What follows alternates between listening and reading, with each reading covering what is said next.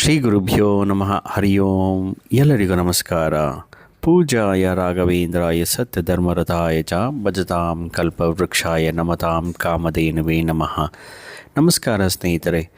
ನಮ್ಮ ಜೀವನದಲ್ಲಿ ಕೆಲವು ಕ್ಷಣಗಳು ಎಲ್ಲ ಬಾಗಿಲು ಮುಚ್ಚಿದಂತೆ, ಎಲ್ಲ ದೇವರು ಕೈಬಿಟ್ಟಂತೆ, ಯಾವ ದಾರಿಯೂ ಕಾಣದಂತೆ, ಹೃದಯವೇ ಕಳೆದು ಹೋದಂತೆ ಅನುಭವವಾಗುತ್ತದೆ. ಅಂತಹ ದಿನಗಳಲ್ಲಿ ನಂಬಿಕೆ ಮಾತ್ರವೇ ಬೆಳಕು. ಶ್ರೀ ರಾಘವೇಂದ್ರ ಸ್ವಾಮಿಗಳು ಒಲಿದಾಗ ಜೀವನ ಪಾವನವಾಗುತ್ತದೆ ಎಂಬ ನಂಬಿಕೆಗೆ ಈ ಕಥೆಯೇ ಸ್ಫೂರ್ತಿ. ನಾವು ದೇಶ ವಿದೇಶಗಳಲ್ಲೂ ರಾಯರ ಭಕ್ತರನ್ನು ನೋಡಬಹುದು. ರಾಯರನ್ನು ನಂಬದವರು ಇಲ್ಲವೆಂದರೆ ತಪ್ಪಾಗಲಾರದು. ಅದೇ ರೀತಿ ಶ್ರೀ ಗುರು ರಾಘವೇಂದ್ರ ಸ್ವಾಮಿಗಳು ನಂಬಿದವರನ್ನು ಕೈಬಿಡುವುದಿಲ್ಲ. ದೇವರ ಮೇಲಿನ ನಂಬಿಕೆಯನ್ನು ಕಳೆದುಕೊಂಡಿರುವ ಸಮಯದಲ್ಲಿ ನಮ್ಮನ್ನು ಮೇಲೆತ್ತಿ ಹೊಸ ಭರವಸೆಯನ್ನು ನೀಡುವ ಶಕ್ತಿ ಶ್ರೀ ಗುರು ರಾಘವೇಂದ್ರ ಸ್ವಾಮಿಗಳೇ. ಇದು ನಮ್ಮ ಬೆಂಗಳೂರಿನ ಗೌತಮನ ಕತೆ. ಮಧ್ಯಮ ವರ್ಗದ ಕುಟುಂಬದಲ್ಲಿ ಹುಟ್ಟಿ ಬಹಳ ಕಷ್ಟದಿಂದ ತಂದೆ ತಾಯಿ ಎಂಟೆಕ್ ಓದಿಸಿದರು. ಪ್ರತಿಭಾವಂತನಾದ ಗೌತಮ್ಗೆ ಕಳೆದ 1 ವರ್ಷದಿಂದ ಒಳ್ಳೆಯ ಉದ್ಯೋಗ ಸಿಗುವುದೇ ಇಲ್ಲ. ಪ್ರತಿ ಇಂಟರ್ವ್ಯೂಗೆ ಹೋದಾಗಲೂ ಅವನಿಗೆ ಸಿಕ್ಕಿದ್ದು ನಿರಾಶೆ. ಮನೆಯಲ್ಲಿ ಹಣದ ಕೊರತೆ.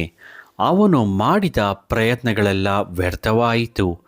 ಕ್ರಮೇಣ ಅವನಿಗೆ ದೇವರ ಮೇಲಿನ ನಂಬಿಕೆಯೇ ಹೊರಟು ಹೋಯಿತು. ಇನ್ನು ದೇವರು ಏನೂ ಮಾಡಲ್ಲ, ನನ್ನ ಅದೃಷ್ಟವೇ ಹೀಗೆ, ಕಷ್ಟಪಟ್ಟು ಓದಿದ್ದಕ್ಕೆ ಬೆಲೆಯೇ ಇಲ್ಲವೇ ಎಂದು ಮನಸ್ಸಿನಲ್ಲೇ ದೇವರನ್ನು ದ್ವೇಷಿಸಲು ಆರಂಭಿಸುತ್ತಾನೆ. ಮನೆಯಲ್ಲಿ ಪೂಜೆಯ ವಾತಾವರಣವೇ ಕಡಿಮೆಯಾಯಿತು.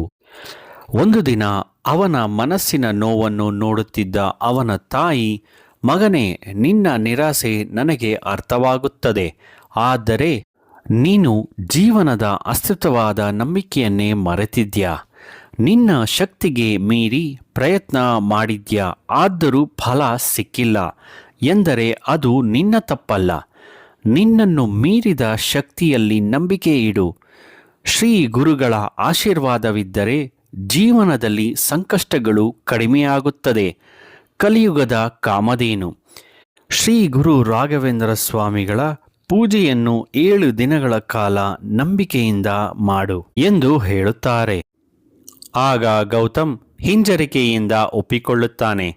ದೇವರ ಪೂಜೆ ಮಾಡಿ ಏನು ಪ್ರಯೋಜನ, ನಾನು ಎಲ್ಲ ಮಾಡಿಯಾಗಿದೆ ಎಂದು ಅಮ್ಮನಿಗೆ ತಿರುಗಿಸಿ ಪ್ರಶ್ನಿಸುತ್ತಾನೆ. ಅಮ್ಮ ಸಮಾಧಾನದಿಂದ, 1 ಬಾರಿ ಪ್ರಯತ್ನಿಸಿ ನೋಡು, ರಾಯರು ನಿನ್ನನ್ನು ಕೈಬಿಡುವುದಿಲ್ಲ ಎಂದು ಧೈರ್ಯ ತುಂಬುತ್ತಾರೆ. ಗೌತಮ್ ತಾಯಿಗೋಸ್ಕರ ಒಪ್ಪಿಕೊಳ್ಳುತ್ತಾನೆ.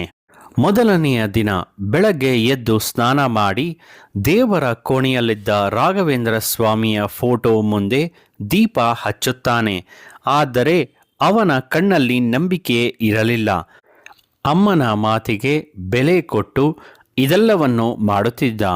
108 ಬಾರಿ ಓಂ ನಮೋ ರಾಘವೇಂದ್ರಾಯ ಎಂದು ಪಠಿಸುತ್ತಿದ್ದ. ಆದರೆ ಮನಸ್ಸು ಬೇರೆಲ್ಲೋ ಅಲೆಯುತ್ತಿತ್ತು. ಇದರಿಂದ ಏನೂ ಆಗಲ್ಲ ಎಂಬ ಮಾತು ಮನಸ್ಸಿನಲ್ಲಿಯೇ ಪದೇ ಪದೇ ಕೇಳಿಸುತ್ತಿತ್ತು. ಹಾಗೆ 2 ಮತ್ತು 3ನೆಯ ದಿನ ಕಳೆಯಿತು. ಗೌತಮ್ ಒಂದು ಇಂಟರ್ವ್ಯೂಗೆ ಹೋದ. ಅದು ಮತ್ತೆ ನಿರಾಶೆಯಲ್ಲಿಯೇ ಕೊನೆಗೊಂಡಿತು. ನೋಡಿದ್ರಾ, ದೇವರು ಏನು ಮಾಡಿದ್ದಾರೆ, ನಿಮ್ಮ ಮಾತಿಗೆ ಯಾಕಾದರೂ ಒಪ್ಪಿಕೊಂಡೆನೋ ಎಂದು ಬೇಸರಗೊಂಡ.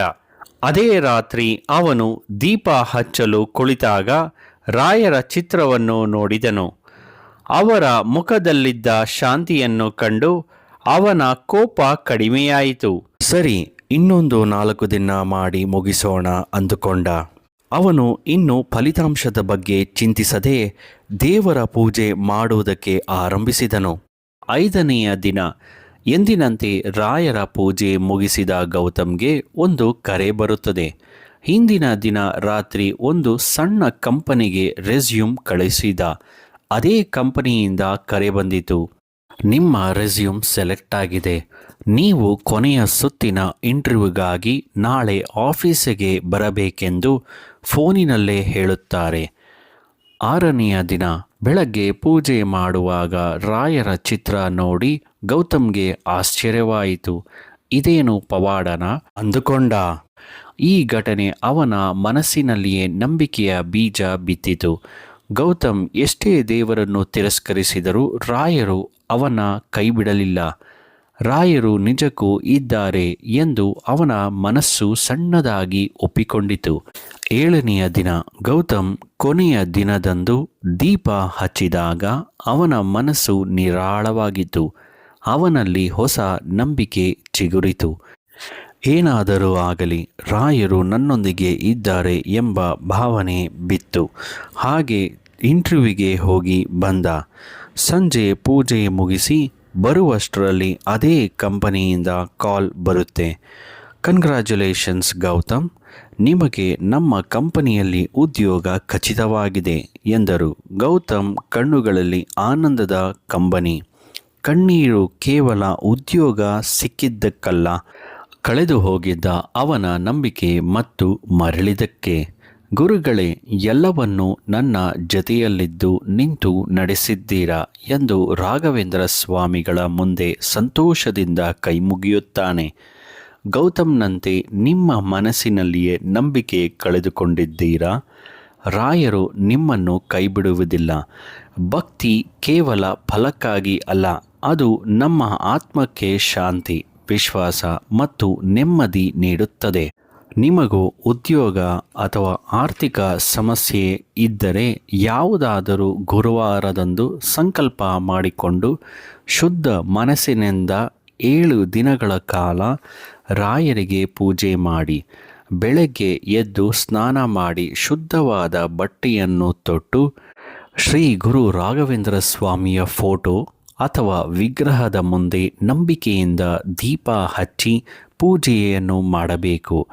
ನಿಮ್ಮ ಕೈಯಲ್ಲಿ ಸಾಧ್ಯವಾದರೆ ಹೂವು, ಹಣ್ಣುಗಳನ್ನು ಅರ್ಪಿಸಿ, ಇಲ್ಲವಾದರೆ ಒಂದು ತುಳಸಿ ಎಲೆಯನ್ನು ಅರ್ಪಿಸಿ.